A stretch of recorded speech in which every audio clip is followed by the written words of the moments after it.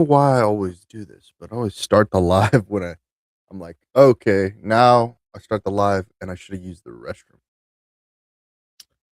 Okay, I wanted to jump on live shortly just to kind of yap a little bit and do my honorary or required yapping that needs to be done and just talk to the people and let the people know what's good. So oh, actually, one thing that I need to do is set up this TLDR thing. So on what day was that? I guess that was Sunday. I guess that was Sunday. Did the whole South by Southwest events things. Um and yeah, had a lot of fun. Um One of those things was the TLDR event. And if those of you who don't know, but the TLDR event is too long didn't read, which is acronym, but, the TLDR is a service that does clipping, and I think it does real-time clipping. So, I haven't looked in too deeply into it. I know that it's geared towards live streamers and what have you, so I need to focus on it and actually take a look at it. I was on their live stream for a little bit, while I was at their networking event and, met some people, talked to some people, then I rolled out over to the I rolled over to the Carrot event, Carrot Uscreen Epidemic Sound event, and, what a wild event, really great, big crowd out at a pickleball, uh, Bolden Acres, venue on South Congress here in Austin, Texas, and, got mixy, met some folks in different spaces, uh, and I guess I skipped over this, but you'll see clips coming out on the channel soon of, the OWN facility where they were having the B&H Creators event. I've been to the OWN facility, I guess, last South by Southwest, during the Austin Creator Meetup or something like that, hosted by, I think it was Sean Kelly or something like that, of the Chibi Dinos, and the Social Hour podcast, and, I'm actually not sure how I wanna sit in this chair today. I don't know if it's, quite the way that I want it to be, and the microphone either. I don't know. Just don't know how I would like it today. Uh, yeah, I mean, South by Southwest was a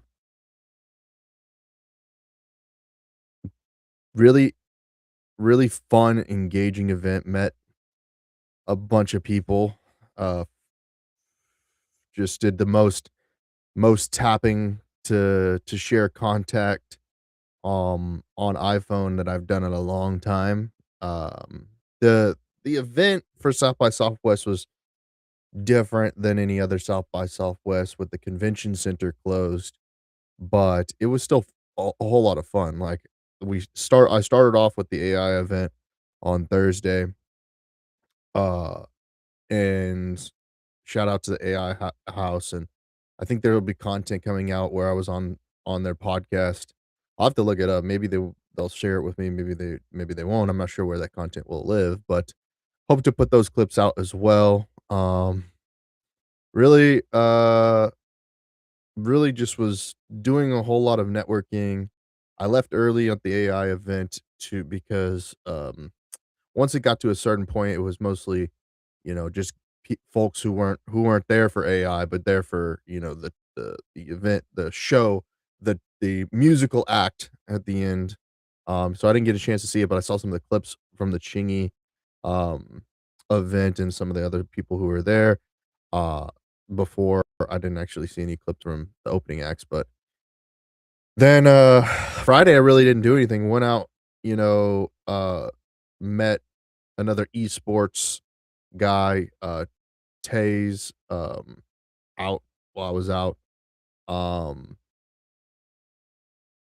and we just kinda, like, went to a couple events that were like, we weren't on the guest list because I don't know, I guess I just didn't I don't know, I didn't really track everything that was going on, I guess, ahead of time enough to get into some events. I didn't really think much was going on Friday.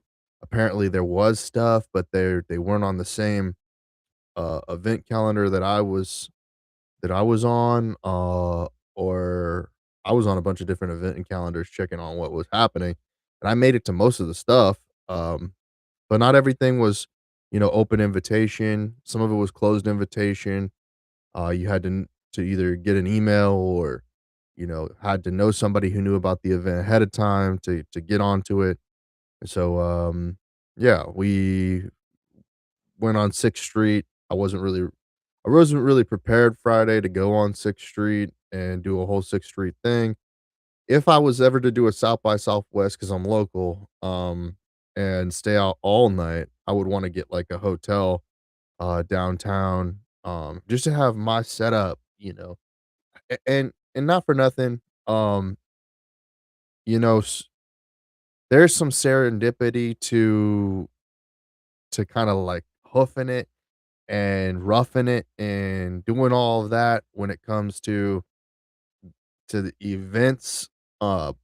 South by Southwest is one that a lot of people do. They get, one-way ticket out here and, they figure it out, and then they do their thing, and they, uh, they get out, they, you know, stay out all night, do what have you. I personally wouldn't recommend it. I mean, the city closes down.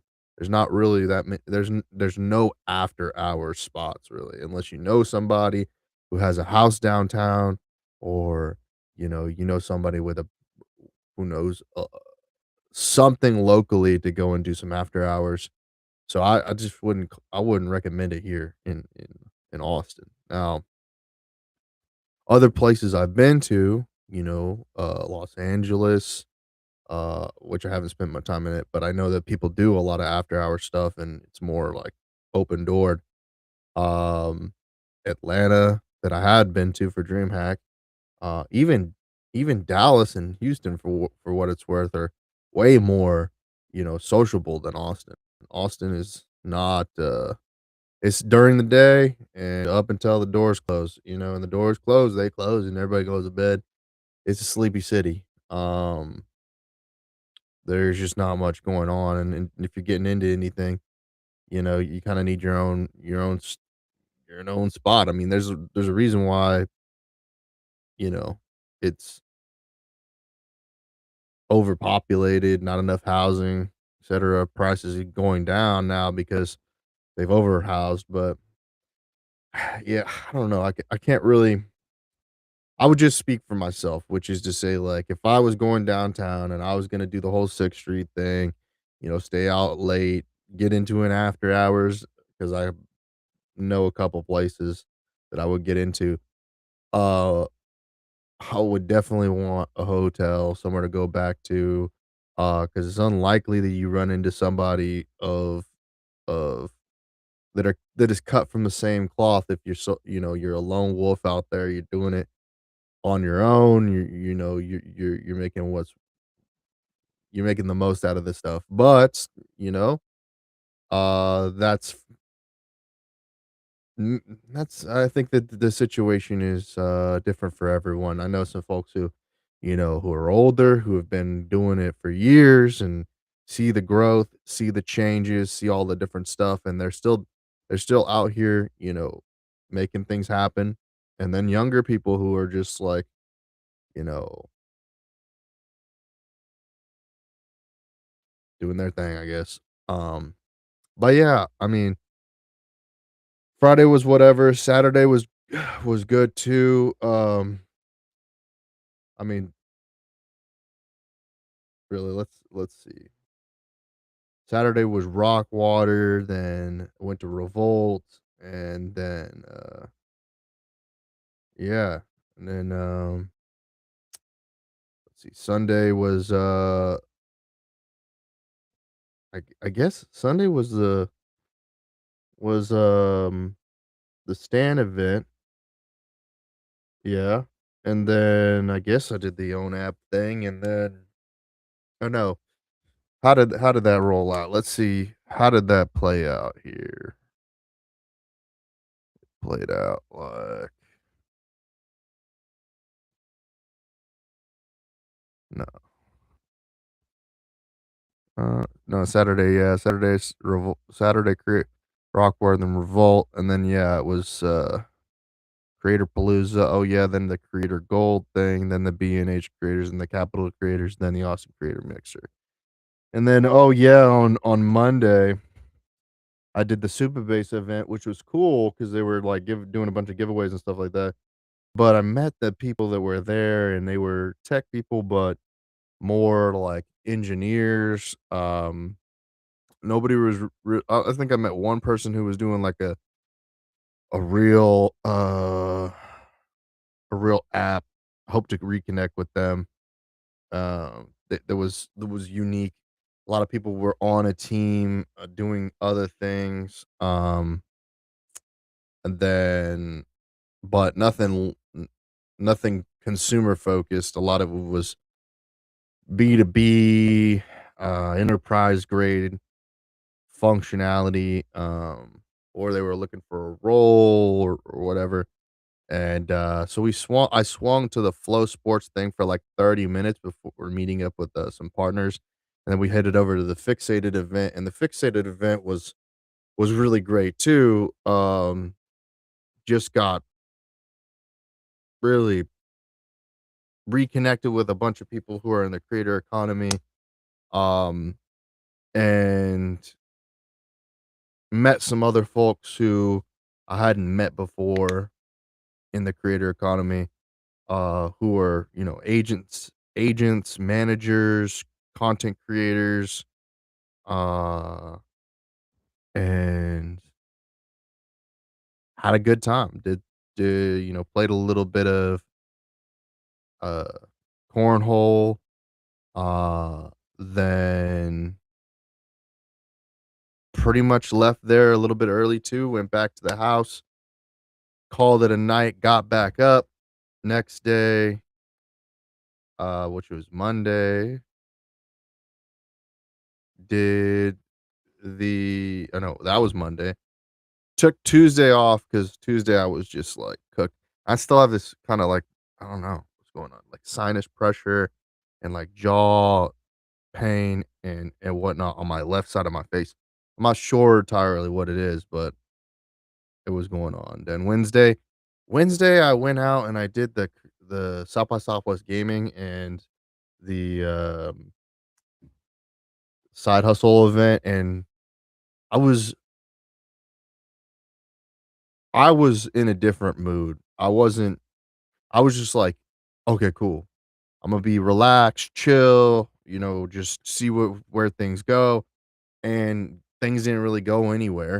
It was just kinda like a chill day, like, just chilled. Nobody was really getting mixy as they were, you know, again, it would have been one of those moments where I kinda had to, you know, be assertive and lead the situation, um, and I just was a little bit like, I kinda picked these things out. I'm gonna do them and then, you know, be out of here because I don't really I kinda was wanting to be more, engaged rather than engaging, you know? And that wasn't what it was, so it was real lax, real chill, hung with some cool people, but beyond that, people weren't really getting people weren't approaching me, to share what they were doing, uh, people weren't being super assertive, you kinda they were just really chill too, relaxed, not too much into getting mixy, um, it just the vibe was kinda just yeah, chilled out, which was not great for networking because the vibe that you want in a networking event is somebody's there that's the host, and they're getting everybody connected, they're introducing people, they know who the guests are before, they say, "What's up?" They thank you for coming. That never happened. Um, and so that was I don't know, that was what it was. So reflecting on South by Southwest, 2026, I'll say that it was it was good. I mean, it was better than I've bet is a better South by Southwest than I've had in a long time, even though it was spread out. Uh, I speak to it because I only attended free events. I don't know what people would have gotten out of the event if they paid. I know you Yeah, I think it's almost one of those things like you can, I guess, get a sentiment of that after the fact by seeing what people post online, um, about the things that you care about, and maybe the thing is like the majority of things that I care about, um, they weren't paid events, you know? So which begs the question of what South by Southwest is doing, uh, to not incorporate those into the paid part of the conference. Uh, like, why can't where are they lacking the value, uh, for people like myself who would pay for an event, if it were not, you know, thousands of dollars for a badge for that, like, the majority of the paid events not being worth the value of admission. It's not the worth the price of a ticket of admission. So, um, I'm thinking like what's the next thing? What what is the other version of South by that's a 2-week event with creator, music, entertainment, gaming, tech, comedy? Like where's the other event like that? And I think, maybe it's Atlanta, Tech Week or something like that, or 2 weeks of events where it's like a full city takeover. It's hard to say. It's really, you do your research the best you can, but, I'm not sure yet. I know that on my mind right now is, Level Up Expo for gaming and creators in Las Vegas next month, and then the month after that's gonna be DreamHack Atlanta. So those are the 2 things that are on my mind in terms of getting out there and doing events and getting networking. But the thing is that the ideal clientele for what I'm doing right now is business operators who want to grow through content, specifically podcasting, where they are either doing a solo show or a guest show. And really, that doesn't need to be recorded in person. It can be recorded, virtually, remotely. And it makes it easier for everyone, unless somebody wants to, you know, put a whole bunch of money together to start a studio and and basically record everything in person, then have people fly out, which is why I think a lot of people who do the studio stuff do it in Los Angeles. I guess they do it here in Austin, but like, you got to be a big name and you got to have a big platform for people who want to fly out, come be on your show, because there has to be, even in the smallest figment of someone's imagination, a leverage as to why they come on your show, that they have some way of, clout farming from you by, coming on your show, getting their face out to your audience, and then having the opportunity to promote whatever they've got to promote, be it a comedian promoting their shows, or an author promoting their book, or a filmmaker promoting their next movie, whatever it is, their next film, whatever you wanna call it, album from a musician standpoint. There has to be a value there, and I mean, in terms of live streamers who, are near and dear to my heart, um, I guess they'll go anywhere, but it's just tough to grow right now in Twitch and Kick and, you name the platform, it's tough to grow. On platforms like TikTok, X, Instagram, easier to grow, even YouTube slightly easier to grow because you post your clips. Like, I guess that's the reason why I still can continually advocate for live streamers to take chances, is because the more chances they take, the more opportunities at bat that they have with their clips. And you have to have a team that's going to be putting those clips out there, and you get those clips out there, people see what you do, becomes fans of what you do, and they buy your merchandise, they subscribe to your channel, they donate to you, they you just benefit off of the fact that, they support you, right? Even some of the more known or lesser known live streamers out there can sustain themselves with just a dedicated audience, with a good quality dedicated audience of lovers and haters, whatever you want to call them. Just fans in general who get your notifications and follow you, and you do well. I know a lot of people push back on that because they struggle to stay consistent. They, struggle to do something entertaining.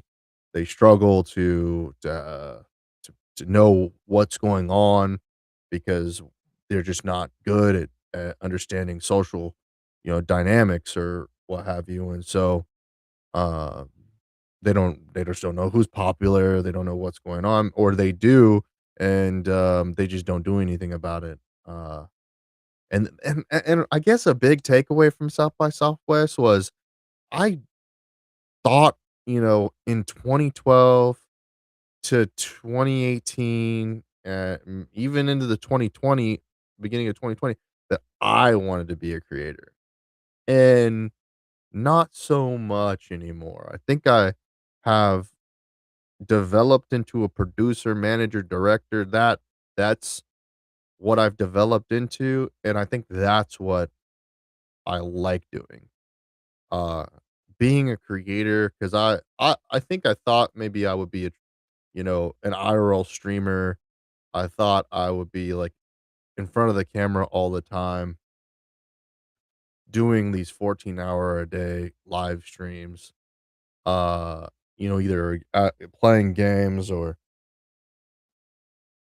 who knows? I don't know. Who knows what that could have been, or what that in my mind was, but I definitely think now that I'm more of an idea guy when it comes to content, and maybe a motivator in a sense, or a supporter in a sense, to help through the business of and the production of content. And that's where I would say, like, my stronger where my strengths have developed, and the weaknesses have become, more of being the entertainer, being the creator, being, you know, uh, competitive gamer, whatever it is. That's become more of a weakness than the strength. Strength has been definitely staying in the know with technology for production, staying in the know for, trends and, and not so much of setting the trends, that's not I'm just not creating enough content, not making enough of a wave, not breaking the sound barrier when it comes to any of that. So, uh, I can I can be more helpful if someone is doing that by supporting them.